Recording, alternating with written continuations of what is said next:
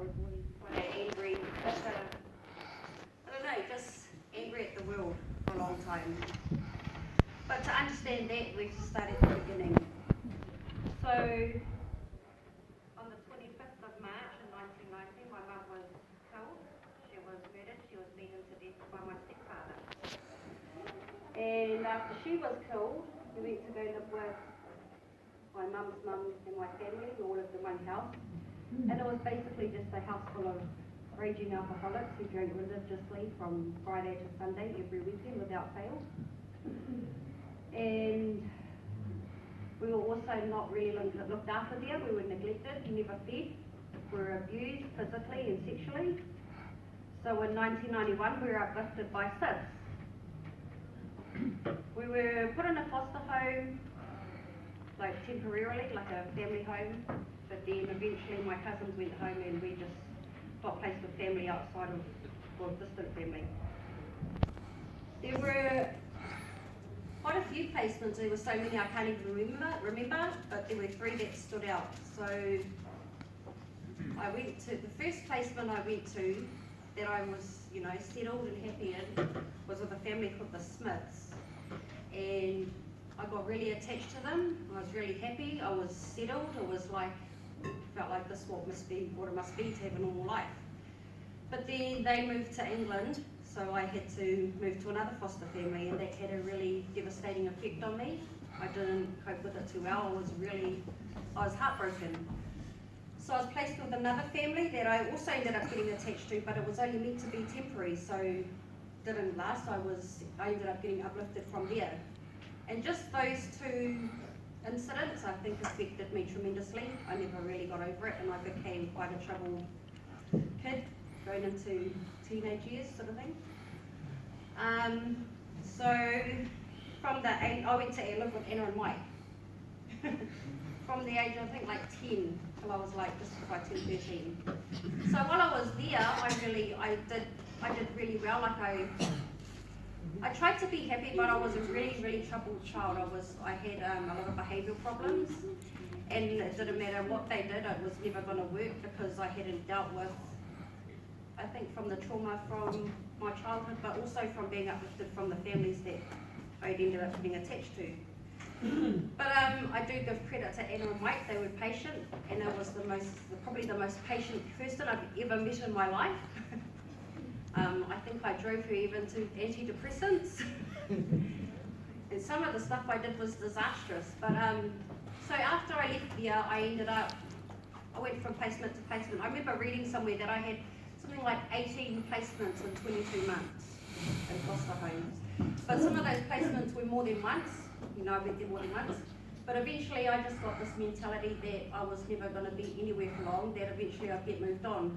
So I ended up running away, and I stayed down on the streets in Auckland City. There was a whole lot of other street kids.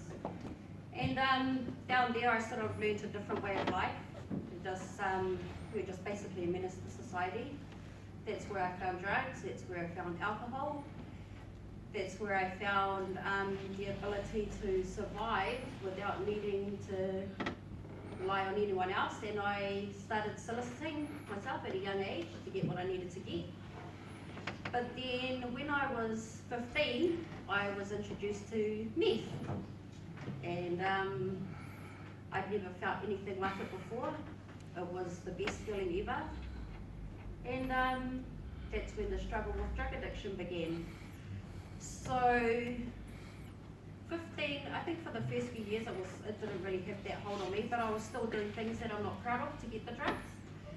And then when I was 17, I got pregnant with Paris. And I used through my whole pregnancy. I used right up until I was in labour. I was using intravenously as well.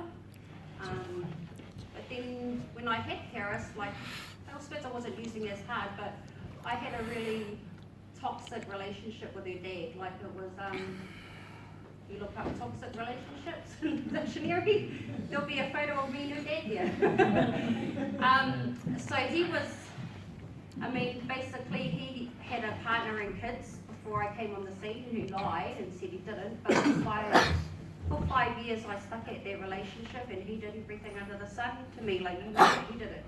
He cheated on me, he beat me up, he kicked me out, he kicked Paris and I both out. And then I met Stan just before I turned 21. And he was everything that Paris's dad wasn't.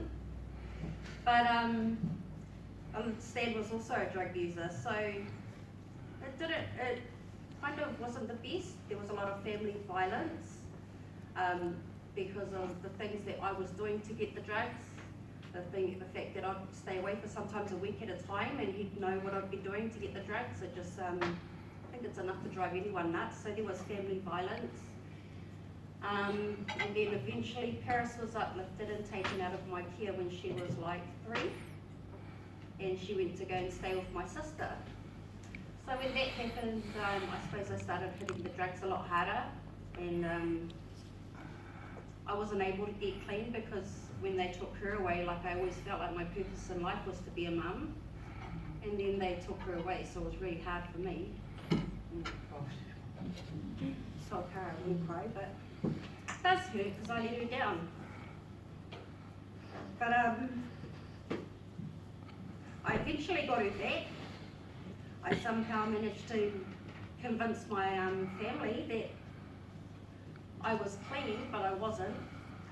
And Paris came back to me just before her 4th birthday. And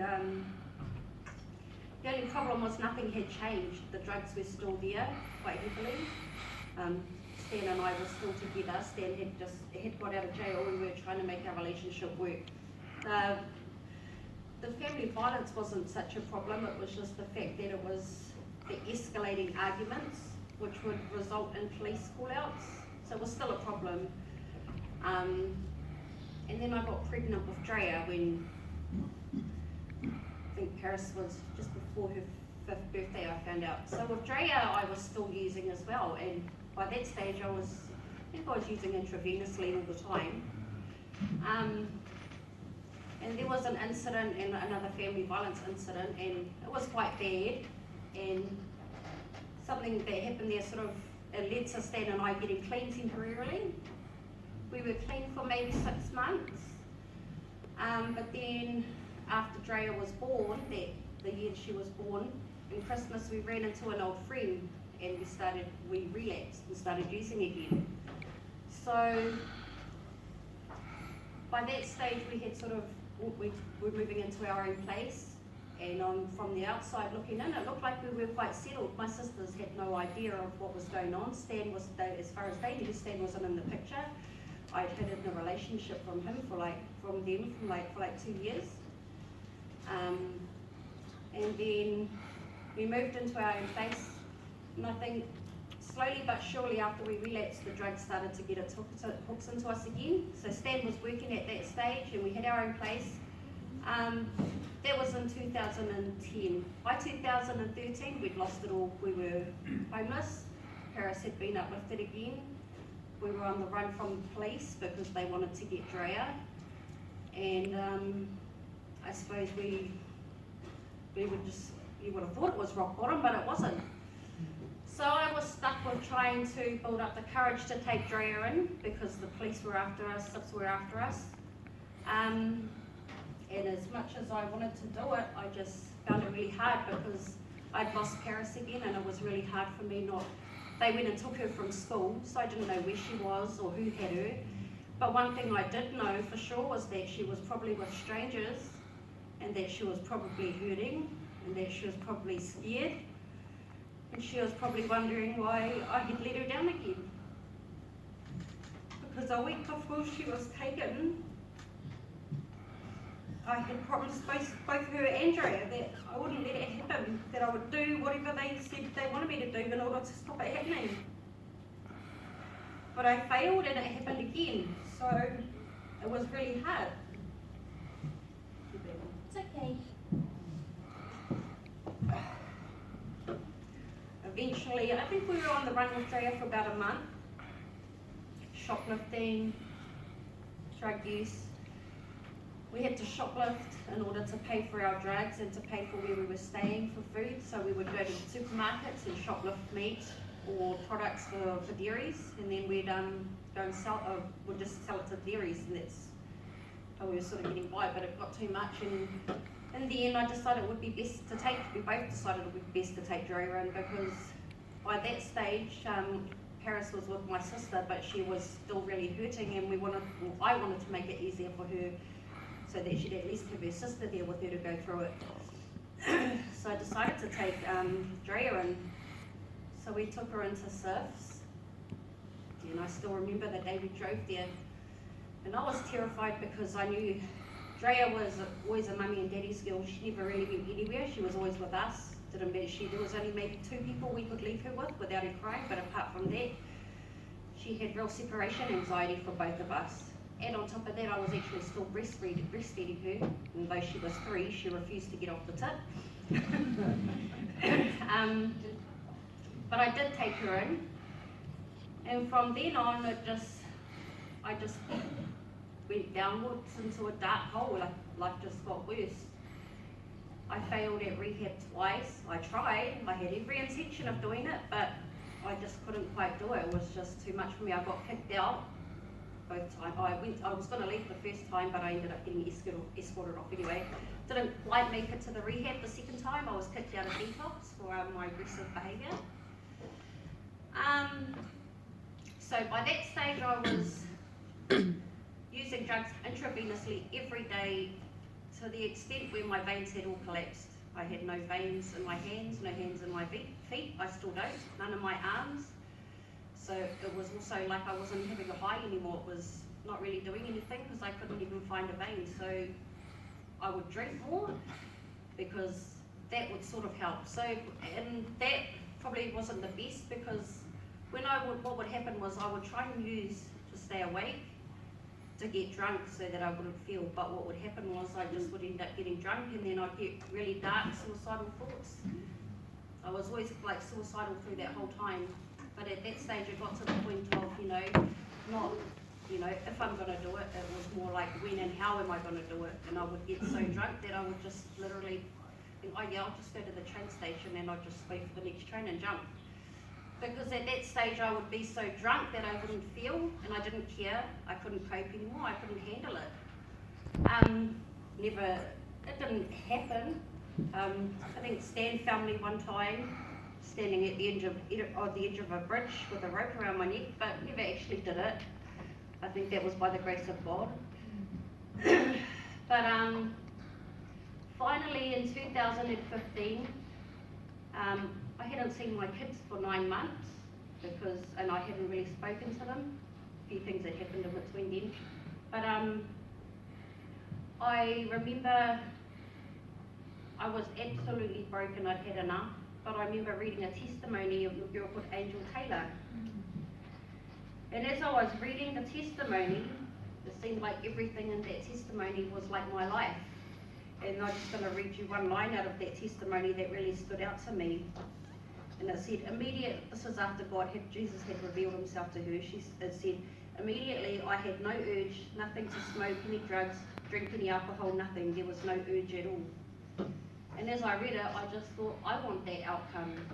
Why can't I have that outcome? And I didn't see any reason why I couldn't. And I knew of God. I don't know why I never turned to him. I heard about him. I had Christian foster parents. But when I read that testimony, something really hit home for me. And I ended up texting my sister, and I said to her, I don't know why, but you need to read this so that you can understand my life, because everything in this testimony is me. This is my life. And so she did, and we planned for me to go to church with her the following weekend. She stayed in Mount Albert, and it was too far, but I remember the last time I used was that September, was Friday the 4th of September 2015, after I read that testimony. That was the last time, and that is 1 year, 8 months and 10 days ago. And then that following Sunday, I just got home from another one of my disappearing, acts that I do on stand. And I just got home, and I got up the Sunday morning and I said, I'm going to go find a church. And he was like, okay. And then I was like, yeah. And so he said, oh, can I come? And I was like, not if you're going to come and make fun of us, of it. And he was like, no, I want to come. So we both came. those doors. And the service was actually like it was near the end. And I was, I think it was Tia that came to the door and got us. And we came in and sat down. After the service, I had like a brief word, I think, with Nikki, and I think Sonia was at the table just sort of giving them a brief rundown. But I felt a lot of love when I came through those doors. I never felt judged. I felt welcome, so I kept coming back.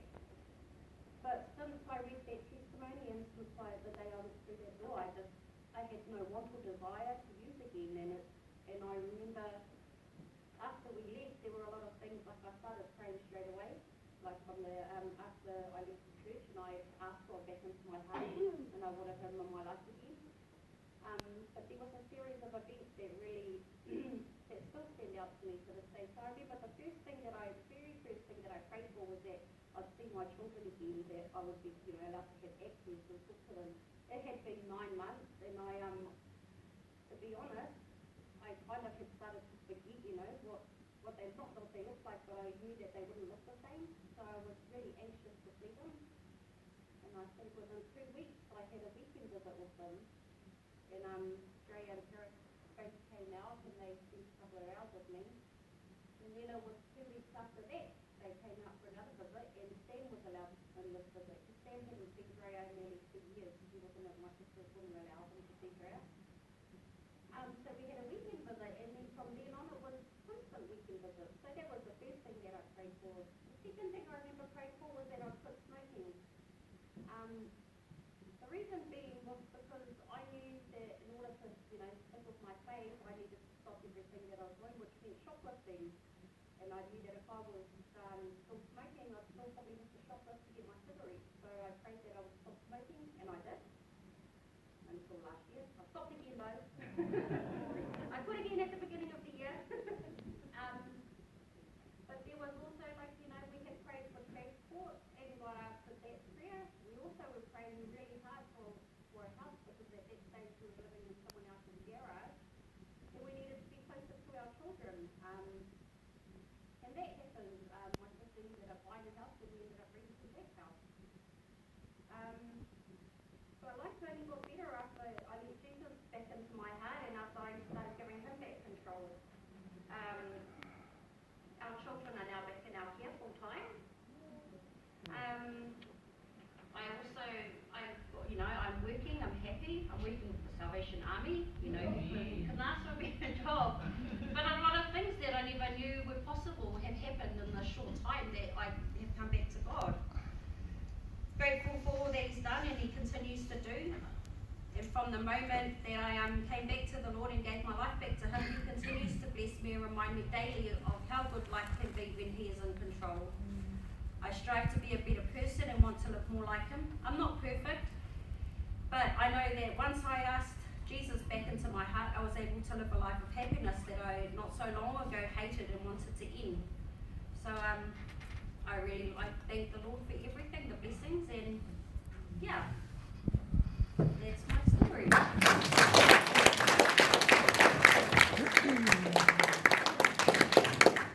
just want to pray for Nikita and Stan as well. Thank you for being so honest.